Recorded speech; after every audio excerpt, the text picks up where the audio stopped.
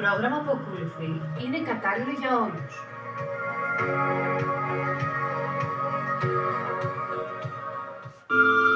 Μια φορά και έναν καιρό ήταν ένας χωρικός που ζούσε μαζί με το σκύλο του σε ένα χωριό. Ο σκύλος, όσο ήταν νέος και γερός, προστάτευε το σπίτι από τους κλέφτες και τα άγρια ζώα. Όταν όμως γέρασε, δεν είχε πια δυνάμεις για να γαβγίζει δυνατά. Ο χωρικός, μόλις κατάλαβε ότι δεν του ήταν πια χρήσιμος, αποφάσισε να τον παρατήσει μόνο του στο δάσος. Ο κακομοίρης ο σκύλος, όταν έμεινε ολομόναχος, άρχισε να κλαίει. Ξαφνικά, μέσα από τους θάμνους, πετάχτηκε ένας μεγάλος λύκος. Καλή σου μέρα, σκύλε. Περίμενα πολύ καιρό να έρθεις στα μέρη μου.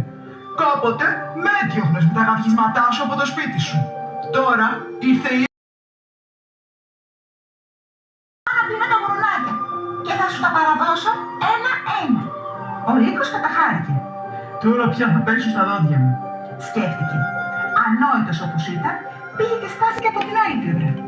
Όμως η γουρούνα έστασε με τα δόντια της στο λουκέτο του θάλματος και άφησε το νερό να ξεχυθεί με ορμή, παρασύροντας τον λύκο και πετώντας τον μακριά.